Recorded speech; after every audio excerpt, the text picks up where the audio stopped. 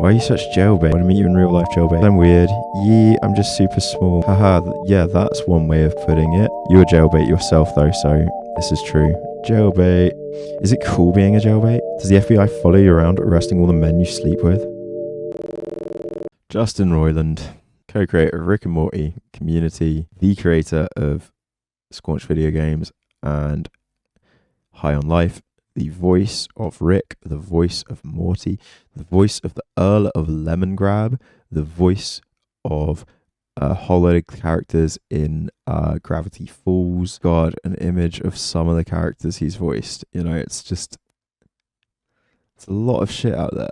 High on Life and Rick and Morty creator facing domestic violence charges. He has pleaded not guilty to 2 felony charges of domestic battery and false imprisonment of an ex-girlfriend. This has been ongoing for over 2 years. He has been charged. Okay? He's pled not guilty. He's going down. He's going down. The recently released creator of TV series Rick and Morty in the recently released High on Life game has been charged with domestic violence against a former girlfriend. NBC reports that it obtained Orange County Superior Court records stating that a criminal complaint was filed against Roiland back in May 2020 by the Orange County District Attorney. Although I swear there wasn't any lockdowns in OC in the Orange County, but who knows. The complaint charges Roiland with 1 felony account of domestic battery with corporal injury and 1 felony count of false imprisonment by menace, violence, fraud, and or deceit. Roiland was arrested and released with a $50,000 bond in August 2020 and pleaded not guilty to both charges in October of the same year. According to NBC, the victim says the incident between herself and Roiland occurred around January 19th of that year. Okay, before pandemic stuff then. Protective order was filed in October 2020, which states that Roiland cannot harass, threaten, surveil, or be within 100 feet of an unknown person protected under the order. Again, his ex is being kept anonymous. The order also made Roiland relinquish ownership of, this is a big one, always heard tank tops referred to as wife beaters. Oh yeah, tank tops are called wife beaters. Yeah, vests. Everybody calls the vest a wife beater. Everybody calls vests wife beaters. Funny old nickname, isn't it? Ha ha ha. That's what I mean. Wife abuse is literally laughed at. Beating wives is laughed at. Stella. We have our own equivalent here in the UK. We have a drink called Stella Artois. Clary, Trip, me, everybody here will be able to tell you what the meme about Stella Artois is. You should go beat up this fucking expensive drink for Tories that like to beat their wives. Yeah, but exactly. We call Stella wife beater. We talk about a pint of wife beater. We call vests are wife beaters, but Stella is a pint of wife beater. I used to sell a pint of the old wife beater all the time. Fucking mad. Anyway, the order also made him relinquish ownership of any firearms he owned or possessed. That's a pretty big deal, right? The order lasts until October 2023, so they got a year-long court order forcing him to fucking surrender all weapons. That's a big deal, right? According to NBC News, Roiland is scheduled to appear in court Thursday for a pre-trial hearing. News comes shortly after the release of High on Life, a first-person shooter game created by Roiland's video game company Squanch Games. Despite the game's popularity on Game Pass, Xbox's Netflix-like game subscription service, it's been at the center of controversy for its use of an AI generator to create poster art and vocal performances, which I personally thought was really cool. I don't know why that's controversy.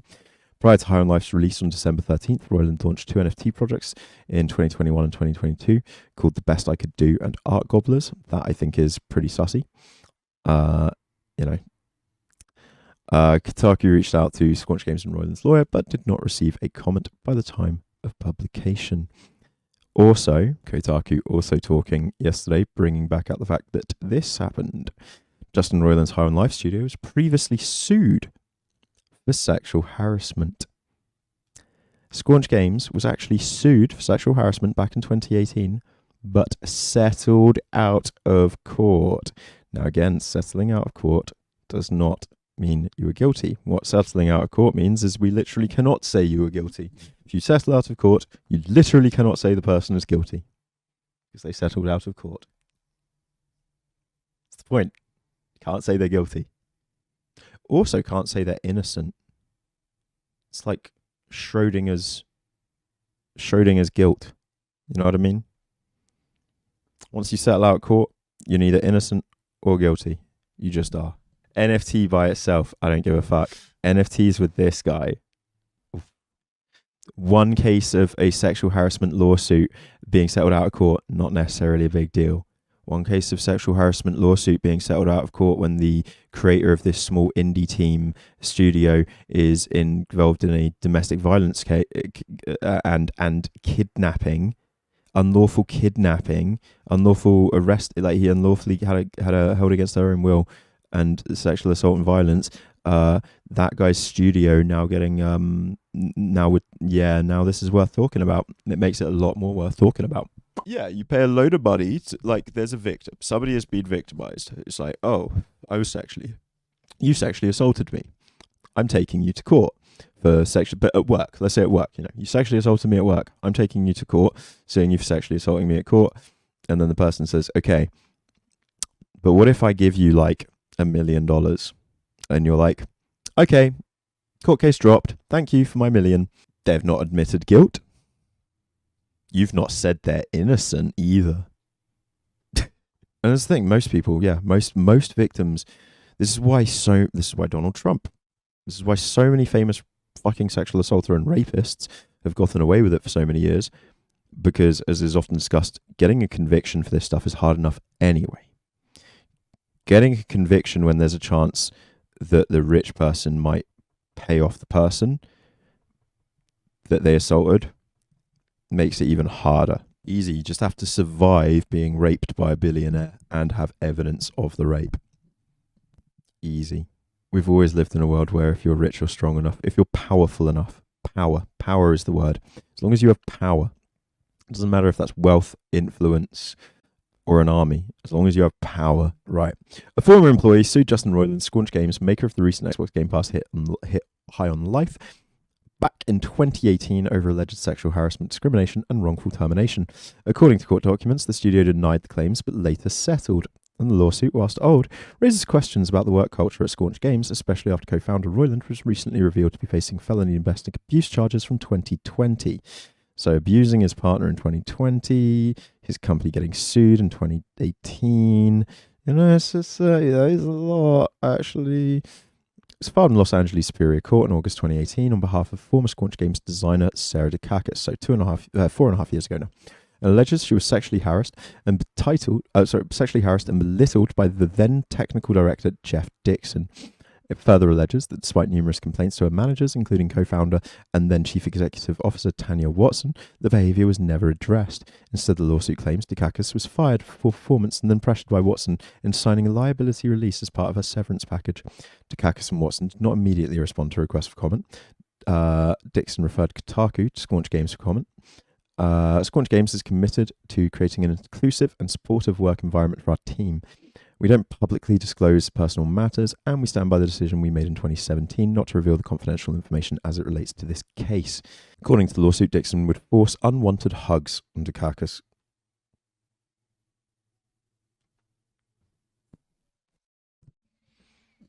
You can't just hug your female employees, mate.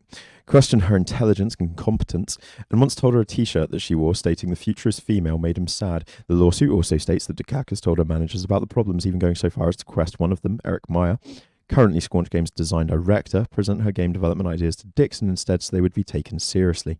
The lawsuit also alleges that another manager, Anthony Bosco, told Watson about the problems, but that she just sighed in response. Things allegedly didn't go down any better when Dukakis spoke to Watson directly. The lawsuit reads, on August 11, 2017, plaintiff spoke to Watson and expressed her issues with Mr. Dixon, including the unwanted touching and how Dixon would treat plaintiff differently because she was female. In response, Watson told plaintiff, "That's how this generation of guys are. That's just how this generation of guys are. They just, they just hug women. It's, come on, he's not sexist. He's not hitting on you. That's just how they are, mate." And instructed plaintiff to sit quietly, take notes, and smile whenever the males, including Dixon, were speaking. Plaintiff explicitly told Watson that plaintiff should not have to act differently as a woman to get heard. Mayer and Bosco did not immediately respond to requests for comment. The lawsuit goes on to allege that despite receiving positive performance feedback from her managers, including Watson in August, she was put on a performance improvement plan the following month. During a crunch period that followed, the lawsuit says she worked 12-hour days whilst also pushing back on certain content being designed for the game that allegedly included scenes analogous to rape and remarks denigrating women. While the lawsuit doesn't specify what the project was, a former employee told Kotaku that the project in question was Squanch Games' 2019 action platformer Trover Saves the Universe. Dukakis was finally fired on November 1st over performance issues, but the lawsuit alleges it was actually in retaliation for her complaints. It even claims that Watson pressured Dukakis into signing a release of all claims against the studio in order to receive a final paycheck and severance package, while Squanch Games' court filings in the case deny all the allegations against it. The two sides eventually settled in September 2019. It is unclear what the terms of that settlement were. Dixon left the studio shortly after Dukakis was fired, and Watson left in February 2021. While Roiland is not mentioned at all in the lawsuit, he has been CEO of Squanch Games since co-founding the studio with Watson in 2016. God, so he found the studio in 2016, and fucking she's complaining to the bosses in 2017 that the boss is being sexually rapey, and obviously nothing happens. Yeah, I'm not surprised at all. Fuck. Yesterday, as first reported by NBC News, it was revealed that Roiland was facing 2 charges of felony domestic abuse from January 2020. It's amazing that he managed to keep... He was in prison, he was imprisoned in March, and he was released on bail in August. So it's amazing. Throughout 2020, thanks to the pandemic going on, his imprisonment from May to August, May, June, July, August, 4 months potentially that he spent in jail. Nobody found out. They managed. This is why I'm also a bit that gives me the heebie-jeebies. The fact that this has come out now, the fact that the company, the fact that Adult Swim and the creators Rick and Morty, all these people managed to keep it hush-hush, that the main man was currently in jail, awaiting release on bail. Again, I don't like the system of bail in America. That's fucked. You shouldn't have to pay a bribe to be released when you haven't been charged innocent until proven guilty. Bail is fucked. But basically, if you're gonna jail somebody because you think they're dangerous indefinitely until trial or whatever, then that time has to come out of their ultimate sentencing. It has to. And if you're going to do that, you can't just release them because you've been paid a load of money. That's a fucked way of the system working. I hate it. They either shouldn't have jailed him, or maybe just don't jail people until you've got enough evidence, until you've actually charged them, and maybe just charge them. Don't take 2 years to charge them. You know what I mean? But yeah, like the hit animated show Roiland co-created Rick and Morty, the game has been divisive over its gross humour and drawn-out antics, which some love, but others have found incredibly grating. Lol, yeah, the drawn-out antics. They're really fun or really grating. It's literally both. There's a thread on Twitter with multiple victims posting their stories in DMs text from Roiland. It's starting to sound like he was grooming girls as young as 16. Bullshit. No, I'm not going to call bullshit. I'm actually going to say, I'm just saying no, but that's not me saying I disbelieve. I'm just saying no. People, this is, how I was saying you're not going to be able to separate art from artist with this guy? Look at these comments. This makes Tammy Guterman marrying Bird Person even more unsettling. It also explains why there's a character like Tricia Lunge. I don't know any of Rick and Morty. I don't know. I don't understand that in the slightest, but this is going to be happening big time, I bet you. Listen, fellow Squanch Games employees, I know this looks bad. Sure, our CEO grooms teenage girls, and sure, he hits girlfriend, and sure, he also freaking imprisoned her. But can this industry really survive without a man who gives us genius ideas like, let's do Borderlands, but this time Claptrap is your gun? Response, go back to Twitter, you incel. Jenna Waters. Put a name, face, everything behind this. That passes, again, as I've been saying, the moment you're not anonymous and you come forward with this stuff, the moment you're not anonymous and you include screenshots and evidence, God, it adds so much. I can't believe I'd missed this, and I'm just seeing this now because this adds a lot to this story as well. So anyway, skip the first bit. It's just a bit of fluff, but anyway. Justin Roiland, co-creator of Rick and Morty, co-owner of Squanch Games, and a full-on grooming predator. He first messaged me on Twitter in January 2016 after following me a while before that. I was 16 years old. He had been watching my account for a while. He even admitted to that. He had this friend, Christy, who I assume worked as a predatory scout for him, finding young girls who looked a certain way and trying to set up threesomes for herself and Justin. After briefly telling me about Christy and how he found my account through her, he sends a separate message that reads, quote, by the way, not sure if I ever told you this, but I think you are insanely hot. I'm now just wondering about the female co-founder of Squanch Games who ignored the female employees' allegations. Anyway, after briefly telling me about how Christy and after telling me about Christy and how he found my account through her, he sends a separate message that reads, quote, "By the way, not sure if I ever told you this, but I think you're insanely hot." My reply was literally, "Let me out, thanks, I'm not even 18. And he just makes light of it with jokes and continues on with conversation. He mentions how he visits Riley every so often for Squanch Games and that he would like to meet up next time he's in town. Being a huge Rick and Morty super fan at the time, I know, this was extremely exciting for me. Fast forward a few years, it's now 2019. We've been texting back and forth every now and then for 3 years at that point, and I considered him a really good friend and mentor. Grooming. Yeah, let's see. He was at least, can't call him a pedo then, but definitely a fucking pederast. You call a pederast and a groomer. Ugh.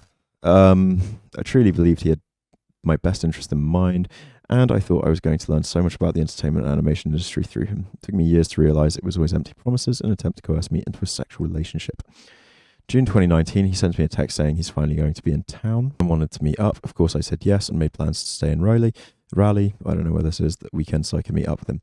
The days leading up to meeting, he kept texting me with the same questions, conveniently forgetting my age so he could go, "Oh, how so young? We got to sneak you into bars," and just weird shit like that. He was always texting in a way that made me think he was either super drunk or on a lot of drugs, so it was difficult to get any straight answers out of him about what the plans were, and he just kept trying to call me an Uber before I was even in town, just weird things like that. He kept alluding that we would just be hanging out at his office. He was paranoid and psycho in fear over what he was about to do. Oh God, what a creep. He kept alluding that we would just be hanging out at his office until the day before, maybe the day of. Then he tells me it's a party. I asked if it was a big party. "Oh no, just some employees," he said. It was Squanch Games launch party. So it was employees, but a lot of employees. I also asked if I needed to dress up because I had not planned for a party and didn't bring in any appropriate clothes. He said, "Oh no, wear comfortable clothes." I get there and everyone's suit and tie, sparkly dresses, that works. I'm in a crop top and jean shorts, Lamau. Embarrassing. Yep. I don't want to get into details about the whole night right now. So much happened. I just want to touch on certain details. Basically, she felt like a kid. She was still a kid amongst all these adults working at a fucking full-time business. She's just a child, is what she's painting here. Even if she's 19, you're still fucking baby-brained at that age, as I've often said. I'll be talking about this more from now on because I do not care anymore if he tries to sue me or fuck with me. He did this and people are going to be aware of his actions. I'm merely a vessel of information trying to protect children and young adults by telling my story. Don't know what else to do about it. Anyways, I did meet some really cool people, 2 of which I still talk to today and I'm feeling grateful for their support. But all of my interactions with Justin that night were just odd. By this time, he had already done this with countless other underage girls. Evidence. I believe it, but I also need the evidence. I do believe it, though. He had already gotten in trouble years before, which is why I think he behaves the way he does now. Interesting. You need to look into that. He likes to pretend like he's a protective teddy bear, harmless and peaceful. It's like he's overcompensating for his deviant, perverse actions towards young women. For example, all night he kept handing me small plates of appetizers, saying, "Make sure you eat so you don't get too drunk," while simultaneously making sure I always had a drink. Even when I'd already explained that I couldn't drink anymore at that time. I was going to have one drink. By the end of the night, I'd lost count, but I stayed sober enough to not get into any more trouble than I already had. Somehow my experiences with underage drinking had kind of saved me that night. Absolutely not condoning it. Underage drinking ruined my life as well. If I hadn't have known how to handle my alcohol at the time, though, I would have been sexually assaulted. I know that for a fact. Here's where things begin to get triggering. So if you are sensitive to this subject, please know that I'm going to talk about it next. Certain details and certain elaborations can make a story seem really fake, but sometimes you need specific details, specific elaborations in order to fully believe a story as well. I'm not saying that's the case for everyone, but that's certainly the case for me. And I think I'm very good at noticing when certain details and elaborations are faked. You know, when somebody's elaborating too much, I'm actually very good at catching it. I believe that to be the case, and I know that to be the case. I'm pretty good at catching it. This isn't that. This is just the necessary detail.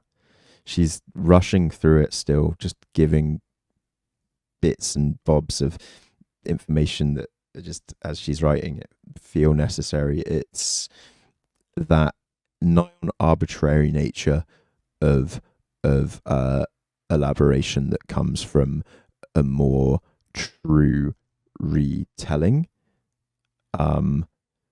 With fake retellings, the elaborations all follow one another. The elaborations keep building and building and building and building.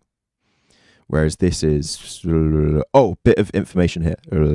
Bit of info here. You know, it's that like, before I forget, kind of like that desperate need to get across certain bits of info without actually then over elaborating those bits of info that comes across very authentic, very genuine. I criticize myself for this. You guys aren't actually the ones criticizing me for this hilariously, but I criticize myself for how I do keep meta-analyzing this sort of stuff. But I can't turn it off. It's what I do. I can't turn it off. So I feel at least I can share this weird hyper meta analysis that my brain does with you guys, because I just can't turn it off. This is just how my brain thinks when I'm reading this stuff. It's just analyzing every detail, trying to discern truth, trying to discern fiction, trying to discern facts, trying to discern bullshit. So at first I was like, wow, this dude's cool. Polyamory is cool as hell. It soon became very clear to me that this man was not interested in polyamory, but instead cheaply used the term as a shield to cover up the fact that he was your average predatory paedophile who picks up people who are barely of age so that they look as young as possible or so he can live out his disgusting fantasies. Or in my case, he picks out this is far more important, or in my case, he picks out actual high school children to groom until they're old enough that it won't make him look like too much of a problem so he can keep flying under the radar. But that certainly is the literal definition of grooming. That is grooming.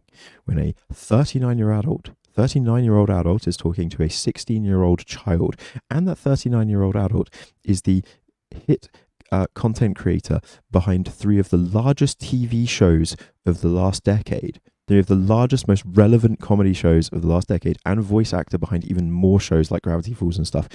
When that guy reaches out to teenage girls that are 16 years old, when that guy reaches out to schoolgirls on Twitter, and that's the definition of grooming. That man has the position of power, the assumed authority, it's all there. Long story short, throughout the stuff, he ended up bringing 2 other young women to his Airbnb with us, even though that was not our plan. He tried pressuring me to get drunker, but I was sobering up in case I needed to drive. He randomly showed us very violent porn of his ex-girlfriend. Of his ex-girlfriend getting rammed by a huge porn star, Lamafau. He pulled it up on the TV and everything. Jesus, odd choice, but okay. I love the Lamafau.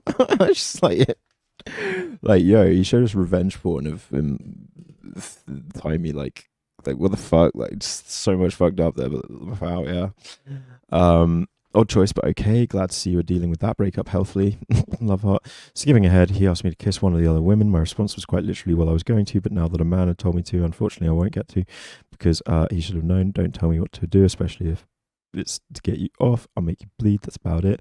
Anyways, the girls were clearly there to have a raunchy night, and as soon as I picked up on that, I tried to leave. The girls were sweet. I don't know anything about them, and I'm sure he was just out to have a good night. He was extremely weird about me leaving and kept trying to make me stay, but he already made it clear that he didn't respect anything I'd been telling him about my boundaries, which were very simple. So around like 5 a.m. I started the 3-hour drive home and got lost for about 40 minutes. Ha ha ha ha. My luck. It took me about a year to realize the depth. Like, this is just too, like, it just, God. You know, it's like something that one of you had sent me or something, you know. But he did it via the whole, oh, I'm polyamorous, babe. I'm polyamorous. We're polyamorous. You know, he did it via that whole thing. But the fact that one of his ex-girlfriends, you know, now is charged with kidnap and domestic violence. Whoa, boy. It took me about a year to realize the depth of what had all happened and what would have happened if I would have drunk more. It took someone else pointing out that his behavior was creepy and inappropriate before I truly realized what I'd been through. This person was never my friend, not even for a moment. From day one, he was training me. Since before day one, I was just another conquest to him. I think what hurts me most is the fact that he wasn't actually my friend. That and the fact that up until that point, I had been so convinced that everything that had happened was fine. Oh, it was so normal. After all, they'd all told me how mature I was for my age. I always heard from older men how fun I was to be around, how special I was, how smart I was, how much of an old soul I was.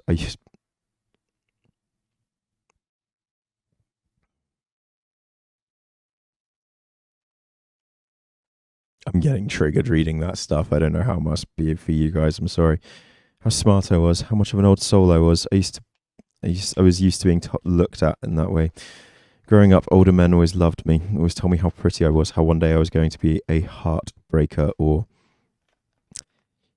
people I knew used to say, "Oh, she's got potential, mate. She's got potential." They'd see schoolgirls walking past and they go, "Oh, she's got potential, mate. Give her a couple of years. She's got potential. I'm not saying she's hot or anything. She's not fit. She's got potential, mate. She's got potential, mate. It means you think she's hot. You fucking paedophile. Ugh.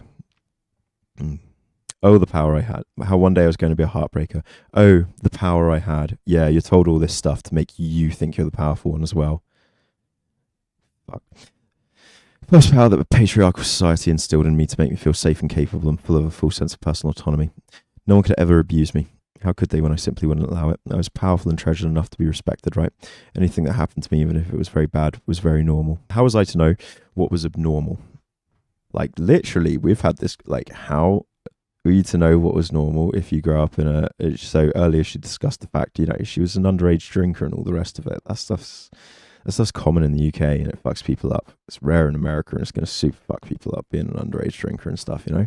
Not fuck you up, but it leaves its scars, it leaves its damage. It does age you, but not in healthy ways. And it hits. This hits real. This hits like...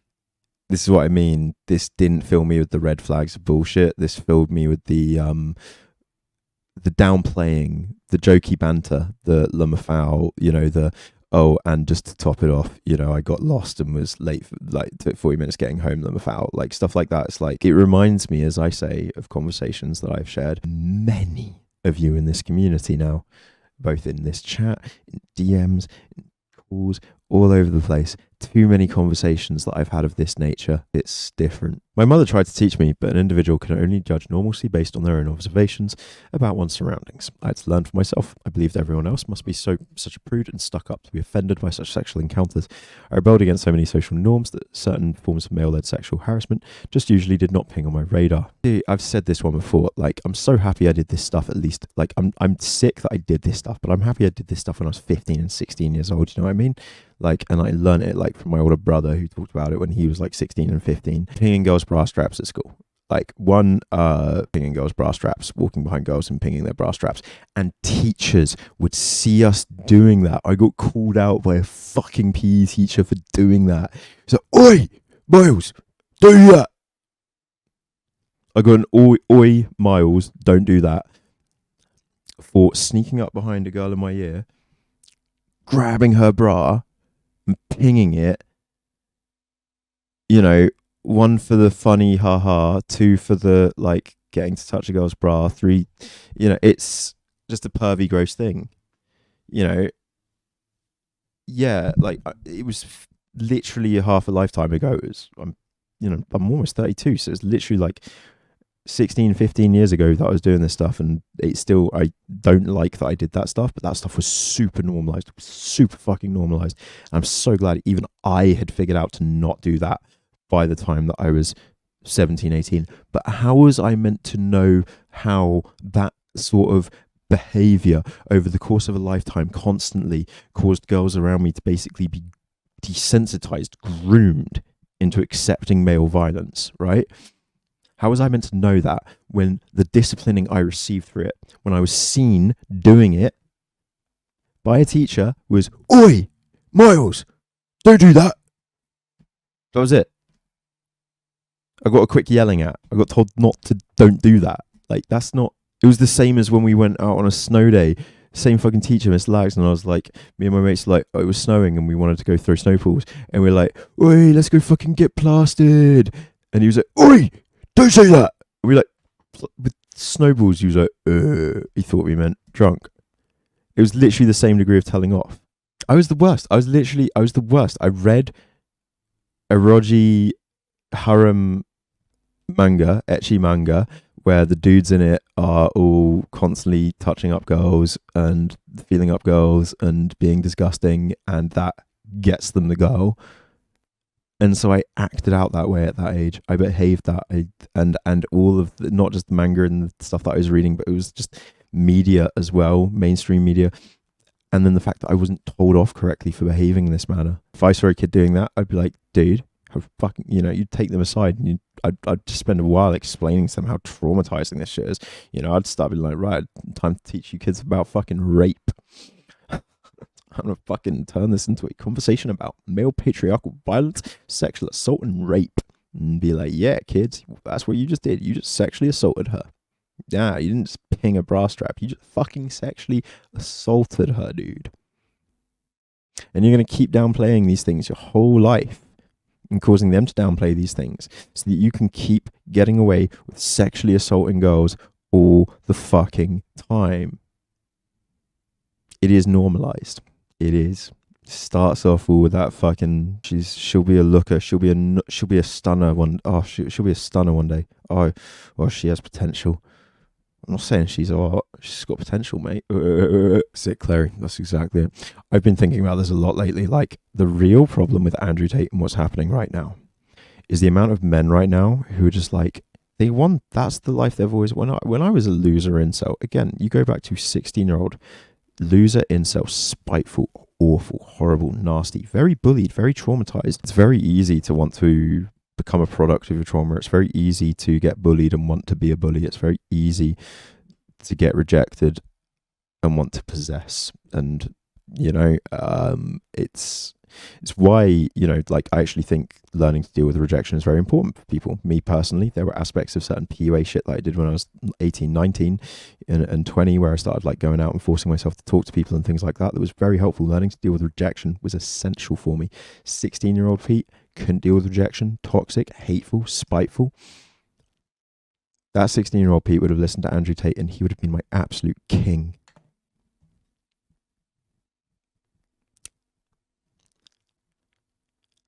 It's awful, but the bit of it that's so appealing is his hatred towards women, as daft or strange as that might sound to many. That is the appealing part. It's people are being so insincere about it, but the most appealing part of everything he says and does is just the true violence and hatred towards women. The most appealing part. It's not how funny he is or how he says stuff. It's not the fast cars. It's not any of that.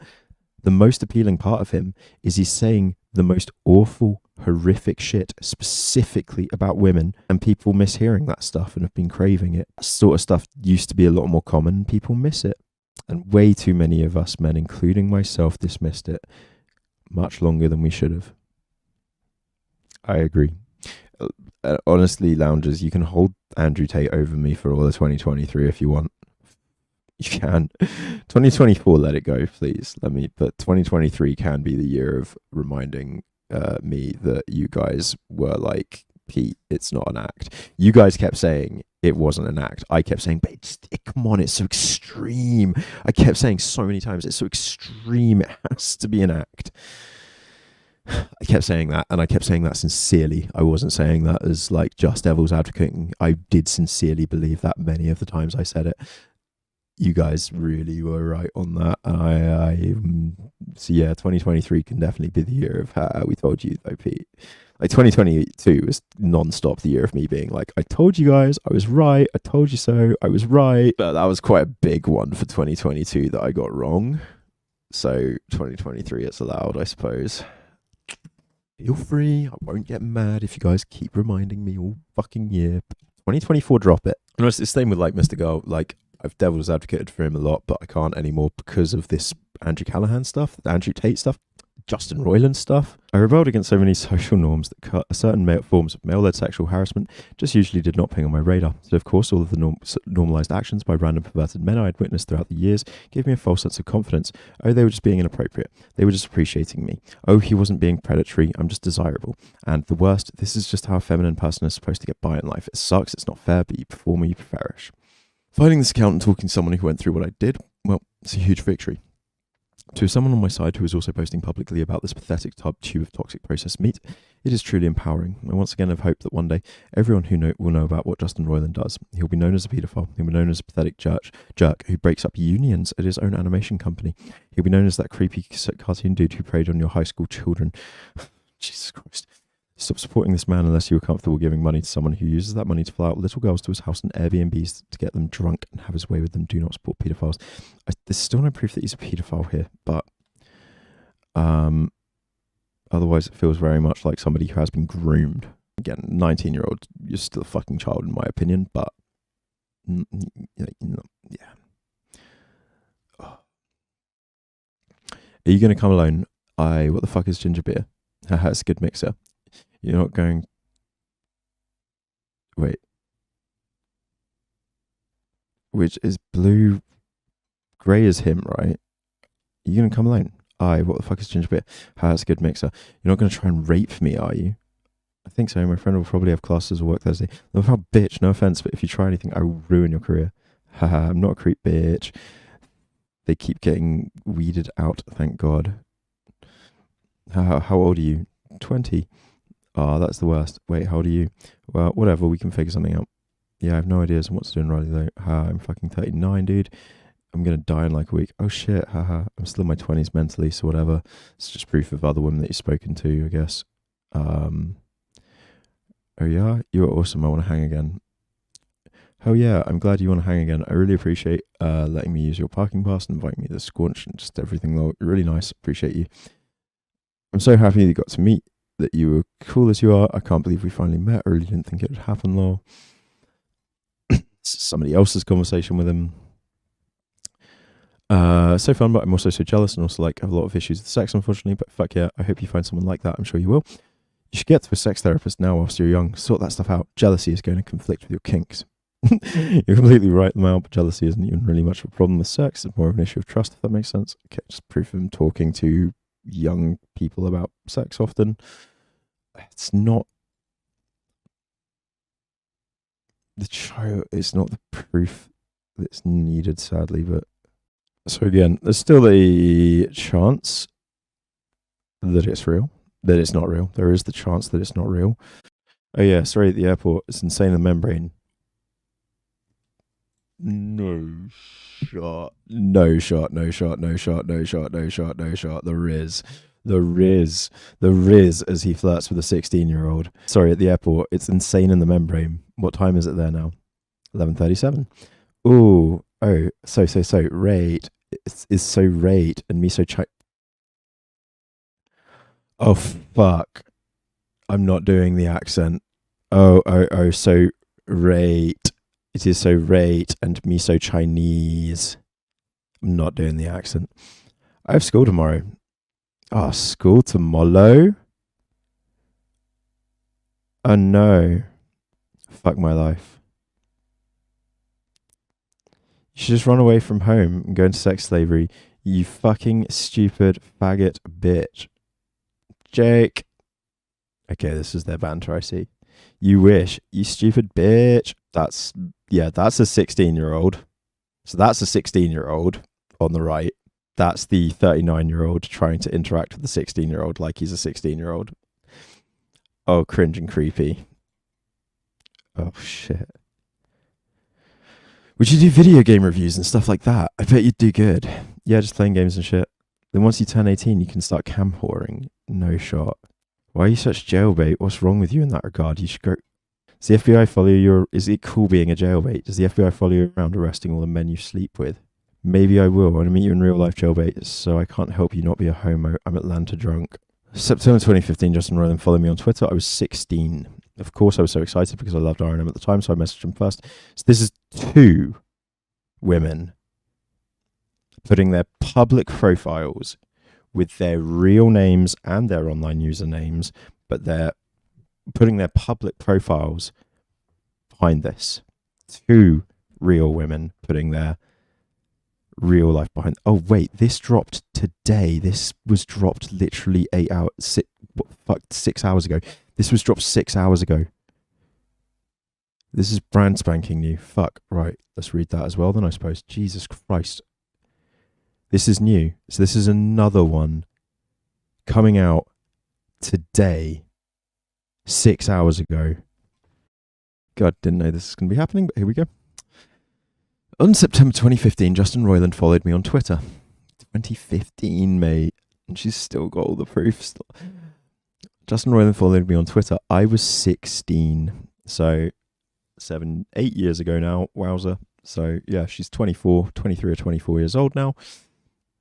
Of course, she's a dominatrix, suicide girl fairy. Of course, I was so excited because I loved Rick and Morty at the time. So I messaged him first and we started talking every now and then. Right. Only a few messages in. He said this, bear in mind that I was 16 and very obviously looked young. In fact, I looked even younger than 16. Blonde hair and braces. I was just seen as a fantasy to most. Oh, God. Oh, Jesus Christ. Okay. Suddenly what that other girl was saying, about him being interested, like, oh no, suddenly what that other girl was saying is true. Okay, if that other girl, yeah, maybe she was 19 when she met up with him, but if she was a really young looking 19, then suddenly everything she was saying, because that girl is like, she looks like she's like 10. She looks 8. That's a fucking child. What the actual fucking shit almighty, holy fuck. What the fuck? What the... Oh my God, that's a child. I mean, I knew it was a child anyway. She said she was 15, but yeah, she looks like a young 15. Holy shit! When like that was what she that was her. Oh my God, mate. What's it like in the UK? Cold and rainy. Oh God, I'm looking through your pictures, and I know why I added you.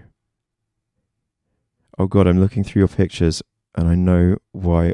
Oh God. I thought you were super cute, but I did not think you were so young. Yeesh. Because I'm weird. Yee, I'm just super small. Haha, yeah, that's one way of putting it. I'm glad you like my show. It means a lot. Keep up all the good work and the weirdness. He knew that he shouldn't have been talking to me, but the excited fangirl in me tweeted a screen cap for one of our convos. Oh, hey, don't tweet screen caps of our chats. Haha, you silly. Yeah, I'm pretty weird. Just the one. I'll delete it, though, if you don't want it up. Deleted it.